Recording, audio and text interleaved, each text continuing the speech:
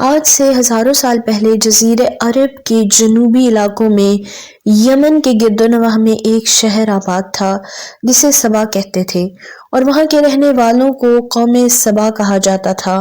یہاں کے لوگ نعمتوں اور راحتوں میں تھے، ہر طرف لہلہاتی فصلیں اور پھل سے لدے ہوئے درخت موجود تھے، مگر یہ قوم شرک میں مبتلا تھی اور سورج کی پوجا کیا کرتی تھی۔ جب وہاں کے بادشاہ کی موت ہوئی تو اس کی بیٹی بلقیس نے حکومت سنبھال لی۔ بہت سے مورخین نے لکھا ہے کہ بلقیس کے والدین میں سے ایک جنات سے تھے، مگر اس نظریہ کی کوئی دلیل موجود نہیں ہے۔ ملکہ بلقیس ایک قابل عورت تھی جس نے یمن پر 9 سال نہایت ہی خوبصورتی سے حکومت کی۔ دنیا کے بہت سے علاقوں میں جو تجارت ہوتی تھی وہ سربائیوں کے ہاتھ میں تھی، یہی وجہ تھی کہ یہ قوم بہت ہی دولت مند تھی۔ مگر یہ وہ زمانہ تھا جب مشرق سے مغرب تک ایک عظیم بادشاہ کی طاقتور حکومت تھی اور ان کے جاہ و جلال کا ڈنکا بجتا تھا، جسے تاریخ میں سلیمان ابن داؤد علیہ السلام کے نام سے جانا جاتا ہے۔ حضرت سلیمان علیہ السلام کی حکومت دنیا کے بیشتر ممالک میں تھی۔ آپ کو ہوا، چرند پرند، جانوروں پر حکمرانی عطا کی گئی تھی۔ ایک دن کا واقعہ ہے کہ حضرت سلیمان علیہ السلام نے دربار لگایا اور جن و انسان، جانور اور پرندے سب کے سب حاضر ہوئے، مگر ان کا لاڈلا پرندہ ہدہد غائب تھا۔ آپ نے پوچھا ہدہد کہاں ہے؟ تو سلیمان علیہ السلام نے فرمایا کہ اگر وہ اپنی غیر حاضری کی کوئی مناسب وجہ پیش نہ کر سکا تو اسے ذبح کر دیا جائے گا۔ اب یہ بات ختم ہو ہی رہی تھی کہ ہدہد حاضر ہو گیا اور پوچھا گیا کہ تم کہاں تھے؟ تو ہدہد نے بڑے ہی احترام سے جواب دیا کہ اے اللہ کے پیغمبر، میں اڑتے اڑتے ایک ایسے ملک میں پہنچ گیا جہاں لوگ شرک میں مبتلا دیکھے۔ وہ آگ اور سورج کی پوجا کرتے تھے۔ ان کی ایک رانی ہے جسے وہ بلقیس کے نام سے پکارتے تھے۔ وہ ایک بہت بڑے تخت پر بیٹھ کر حکومت کرتی تھی اور اس کے تخت میں بہت قیمتی ہیرے اور لال اور زمرد جڑے ہوئے تھے۔ اس کے پاس نہایت ہی شاہی سامان تھا۔ حضرت سلیمان علیہ السلام نے کہا کہ اگر تمہاری بات سچ ہے تو میرا خط ملکہ بلقیس تک پہنچا دو تاکہ وہ شرک سے باز آ جائے، اور خط پہنچانے کے بعد وہاں بیٹھ کر سنو کہ وہ کیا بات کرتی ہے اور اس کا کیا رد عمل اختیار کرتی ہے، پھر آ کر مجھے خبر دینا۔ حضرت سلیمان علیہ السلام نے خط روانہ کیا جو کچھ یوں تھا: شروع اللہ کے نام سے جو بڑا مہربان اور رحم فرمانے والا ہے۔ یہ عزت والا خط سلیمان ابن داؤد علیہ السلام کی جانب سے ملکہ سبا بلقیس کی طرف ہے۔ جو ہدایت کی پیروی کرے اس کے لیے سلامتی ہے۔ مجھ پر غلبہ کی خواہش نہ کرو، میرے مقابلے میں سرکشی اختیار نہ کرو، بلکہ فرما بردار اور مطیع ہو کر میرے پاس آ جاؤ۔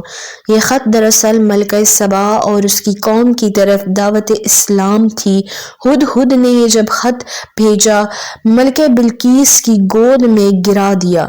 ملکہ کے دربار میں اس وقت 300 کے قریب سردار بیٹھے ہوئے تھے۔ انہوں نے جب یہ خط پڑھا تو طیش میں آ گئے اور کہا کہ یہ ہماری توہین ہے، ہمیں اس کا سخت جواب دینا چاہیے۔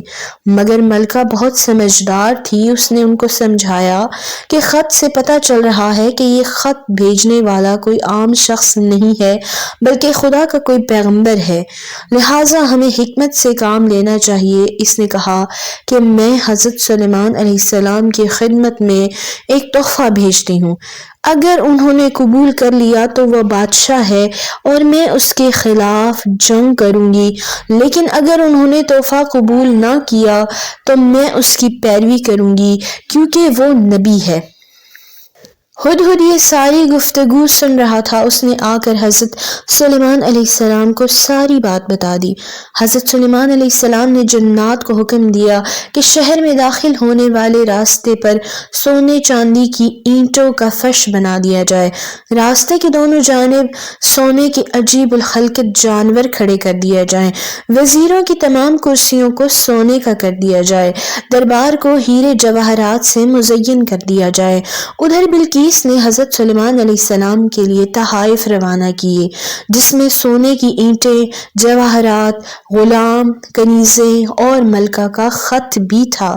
جب یہ تمام تحائف لے کر قاصد حضرت سلیمان علیہ السلام کے دربار میں پہنچے اور انہوں نے یہ سب دیکھا تو نہایت شرمندہ ہوئے۔ حضرت سلیمان علیہ السلام نے ملکہ کے قاصدوں سے کہا، کیا تم لوگ مال سے میری مدد کرنا چاہتے ہو؟ مگر دیکھ لو، جو کچھ اللہ نے مجھے دے رکھا ہے وہ اس سے بھی زیادہ ہے جو تمہارے پاس ہے، لہٰذا تمہارا تحفہ تمہیں مبارک ہو۔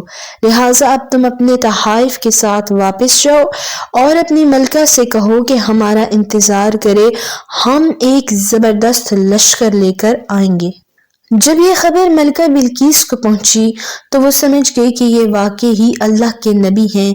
اس سے جنگ کی بجائے حضرت سلیمان علیہ السلام کے دربار میں حاضر ہو کر اپنی اطاعت کا یقین دلانے کا فیصلہ کیا۔ جب حضرت سلیمان علیہ السلام تک یہ پیغام پہنچا تو آپ نے اپنے درباریوں سے پوچھا کہ تم میں سے کون ہے جو اس کے متی ہونے سے پہلے ملکہ کا تخت میرے پاس اٹھا کر لے آئے۔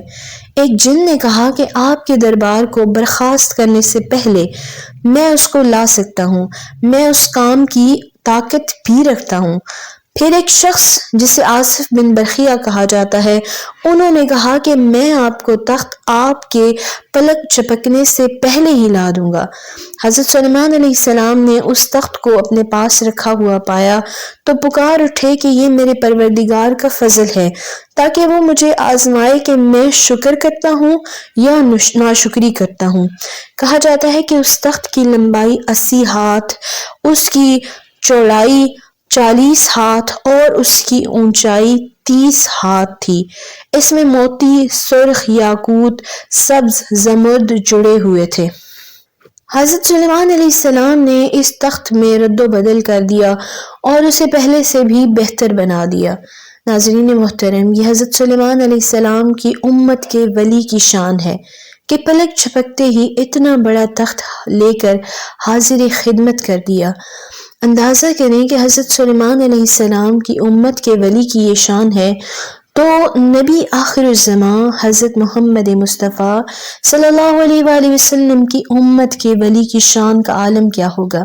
اللہ تعالیٰ نے قرآن میں بھی فرمایا ہے، الا ان اولیاء اللہ لا خوف علیہم ولا هم یحزنون۔ اندازہ فرمائیں کتنی خوبصورتی سے اللہ تعالیٰ نے اولیاء کرام کی شان کو بیان فرمایا ہے کہ ولی وہ ہیں جن کو نہ ہی کوئی خوف ہوگا نہ وہ غمگین ہوں گے۔ سبحان اللہ۔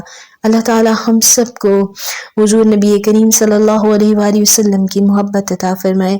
اگر آپ کو آج کی ویڈیو پسند آئی ہو تو پلیز میرے چینل کو سبسکرائب کر دیں، ویڈیوز کو لائک اور شیئر کر دیں اور کمنٹ سیکشن میں اپنی رائے کا اظہار ضرور کیا کریں۔